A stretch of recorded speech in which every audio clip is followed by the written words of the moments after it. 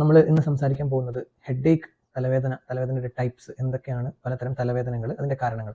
So തലവേദന നമുക്ക് മെയിനായിട്ട് 3 ടൈപ്സ് ആയിട്ട് ഡിവൈഡ് ചെയ്യാം. ആദ്യമായിട്ട് ഫിസിക്കൽ കണ്ടീഷൻസ് എന്ന് പറയുമ്പോൾ മസിൽ റിലേറ്റഡ് ഹെഡേക്ക് ആണ് കൂടുതലും. അതിൽ ഫസ്റ്റ് ആയിട്ട് നമുക്ക് പറയാനുള്ളത് ടെൻഷൻ ടൈപ്പ് ഓഫ് ഹെഡേക്ക്. ഇതാണ് ഒരു കോമൺ ടൈപ്പ് ഓഫ് ഹെഡേക്ക് ആണ് ടെൻഷൻ ടൈപ്പ് ഓഫ് ഹെഡേക്ക്. കൂടുതലും സ്ട്രെസ് റിലേറ്റഡും കൂടെയാണ് ഇത്. അപ്പം സ്ട്രെസ് ഹെഡേക്ക് എന്നും കൂടെ ഇതിന് പറയാറുണ്ട്. So tension headache will be ഒരു ക്രൗൺ വെച്ച പോലെ, ഒരു കിരീടം വെച്ച പോലെ തലക്ക് ചുറ്റും റൗണ്ട് ആയിട്ട് നിൽക്കുന്ന ടൈപ്പ് ഓഫ് ഹെഡേക്ക് ആണ് ടെൻഷൻ ഹെഡേക്ക്.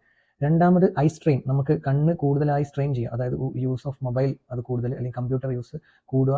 അത് കറക്റ്റ് ഡിസ്റ്റൻസിലല്ല നമ്മൾ കമ്പ്യൂട്ടർ അല്ലെങ്കിൽ മൊബൈൽ യൂസ് ചെയ്യുന്നത്. അറ്റ്ലീസ്റ്റ് ഒരു 30 സെൻറ്റിമീറ്റർ ഗ്യാപ്പെങ്കിലും വേണം സ്ക്രീനും നമ്മളും തമ്മിൽ.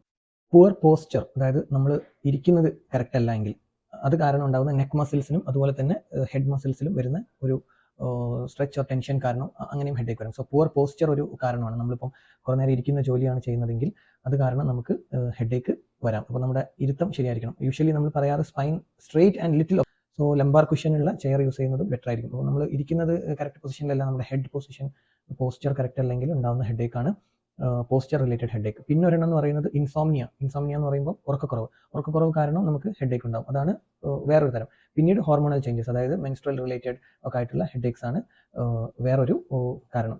അതുപോലെ മെഡിക്കൽ കണ്ടീഷൻസ് ആണ് രണ്ടാമതായിട്ട് കോസസ് ഓഫ് ഹെഡേക്കിൽ പറയുന്നത്. അതായത് മെഡിക്കൽ കണ്ടീഷൻസ് എന്ന് പറയുമ്പോൾ മൈഗ്രെയിൻ ഒരു ഫസ്റ്റ് ഇമ്പോർട്ടൻറ്റ് കോസ് ആണ്. മൈഗ്രെയിൻ നമ്മൾ ഇതിന് മുന്നേ സംസാരിച്ചിട്ടുണ്ടായിരുന്നു, ഒരു ന്യൂറോളജിക് കണ്ടീഷനാണ്. ഒരുപാട് ട്രിഗേഴ്സ് ഉണ്ട്. അപ്പം അതാണ് ഒരു തരം.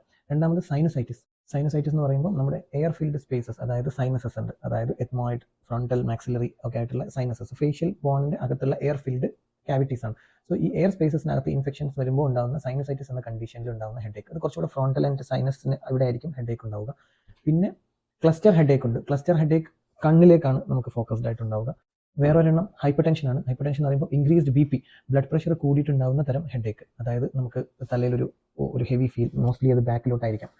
പിന്നെ വിഷൻ റിലേറ്റഡ് ആയിട്ടും ഹെഡേക്ക് വരാം. സോ കാഴ്ചയിൽ കുറവ് കാരണം ഹെഡേക്ക് ഉണ്ടാവാം, അത് ഫ്രോണ്ടൽ ആൻഡ് ഓക്സിപിറ്റൽ ആയിട്ട് വരാം.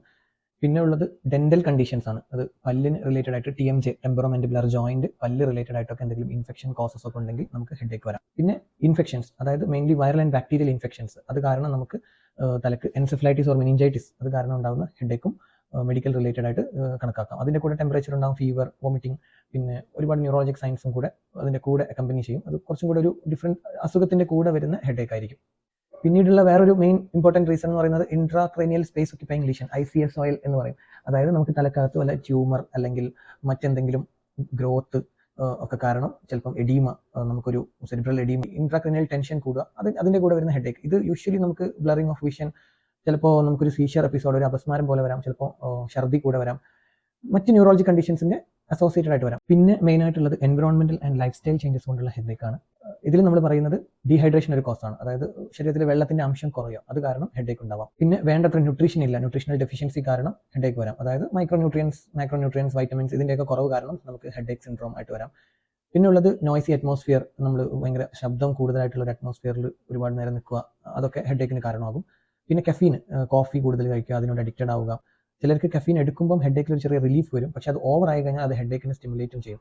സോ കഫീൻ ഒരു 2 എൻറ്റിറ്റി ആയിട്ട്, നമ്മൾ മൈഗ്രെയിനിലൊക്കെ കഫീൻ്റെ ടാബ്ലറ്റ് യൂസ് ചെയ്യാറുണ്ട്, പക്ഷേ അത് ട്രീറ്റ്മെൻറ്റ് യൂസ് ചെയ്യുന്ന സൈഡിൽ തന്നെ അതിൻ്റെ അളവ് കൂടുതലായി കഴിഞ്ഞാൽ അത് ഹെഡേക്കിന് ഒരു കാരണമാവാം. വേറൊരു റീസൺ എൻവറോൺമെൻറ്റ് റിലേറ്റഡ് ആയിട്ട് പറയുന്നത് കാലാവസ്ഥയിൽ പെട്ടെന്നുള്ള മാറ്റം, പെട്ടെന്ന് ഹ്യൂമിഡ് കണ്ടീഷനിൽ മാറുക, ടെമ്പറേച്ചർ ചേഞ്ച് പെട്ടെന്ന് വരും, അതായത് നമ്മൾ പെട്ടെന്ന് ഒരു ഹ്യൂമിഡിറ്റി ഉള്ള സ്ഥലത്ത് നിന്ന് ലെസ് ഹ്യൂമിഡിലേക്ക് മാറുക, ഒരു യാത്ര ചെയ്ത് പോകുന്നത് പോലെ, അല്ലെങ്കിൽ high temperature and low temperature, altitude മാറുമ്പോൾ ഒക്കെ ചിലർക്ക് ഹെഡേക്ക് വരാം. സോ ഇൻ ജനറൽ ഇത്രയൊക്കെയാണ് ടൈപ്സ് ഓഫ് ഹെഡേക്ക്. ഹെഡേക്കിൻ്റെ പൊസിഷൻസ് നമ്മൾ ഒന്നുകൂടെ ഒന്ന് ജസ്റ്റ് വെരിഫൈ ചെയ്യുകയാണെങ്കിൽ, ടെൻഷൻ ഹെഡേക്ക് ഒരു ത്രൂ ഔട്ട് ദ ഹെഡ്, ഒരു ബാൻഡ് ലൈക്ക് ആയിരിക്കും. ക്ലസ്റ്റർ ഹെഡേക്ക് എന്ന് പറയുന്നത് ബിഹൈൻഡ് ദ ഐ ആയിരിക്കും ഇനീഷ്യലി, അതൊരു 3 hours വരെയൊക്കെ നിൽക്കാം, പിന്നീട് അത് മറ്റ് കണ്ണിലേക്കും ചിലപ്പോൾ റേഡിയേറ്റ് ആവും. യൂഷ്വലി 1 sided ആയിട്ട് വരും കണ്ണിൻ്റെ ബാക്കിൽ. മൈഗ്രെയിൻ എന്ന് പറയുന്നത് ന്യൂറോളജിക് കണ്ടീഷനാണ്, 1 sided ഹെഡേക്ക് തന്നെയാണ്. വീണ്ടും അതിന് വിത്ത് ഓറ വിത്തൗട്ട് ഓറ എന്നതിന് മുന്നേ സംസാരിച്ചിട്ടുണ്ട്. പിന്നെ സൈനസൈറ്റിസിന്റെ ഹെഡേക്ക് ടുവേർഡ്സ് ദ സൈനസസ് തന്നെ ആയിരിക്കും. പിന്നെ ഓക്സിപിറ്റൽ ന്യൂറോളജിയ എന്ന് പറയുന്ന കണ്ടീഷനാണ്, ന്യൂറോളജി കണ്ടീഷനാണ്. അത് നമുക്ക് ബാക്കിൽ, നമ്മുടെ ഹെഡിന്റെ ബാക്കിലാണ് വരുന്നത് യൂഷ്വലി. പിന്നെ ഹൈപ്പർ ടെൻഷൻ കാരണം ബ്ലഡ് പ്രഷർ കൂടുമ്പോൾ നമുക്കൊരു ഹെവി ഫീൽ വരും, വീണ്ടും ഒരു ഹെഡേക്ക് വരും. അതും ഒരു generalised headache, mostly towards the back ആയിരിക്കും. പിന്നെ ഫ്രോണ്ടൽ ഹെഡേക്ക് യൂഷ്വലി നമുക്ക് സൈനസൈറ്റിസിലും പിന്നെ eye related conditions, vision correct അല്ലെങ്കിലും നമുക്ക് 2 സൈഡിൽ വരാം, ഫ്രോണ്ടൽ ആൻഡ് ബാക്ക്. ഇതൊക്കെ നമ്മൾ ജനറലി പറയുന്നതാണെങ്കിലും വേരിയേഷൻസും ഉണ്ടാവാം. സോ ഹെഡേക്കിന്റെ ഒരു ജനറൽ ഔട്ട്ലൈൻ ആണ്.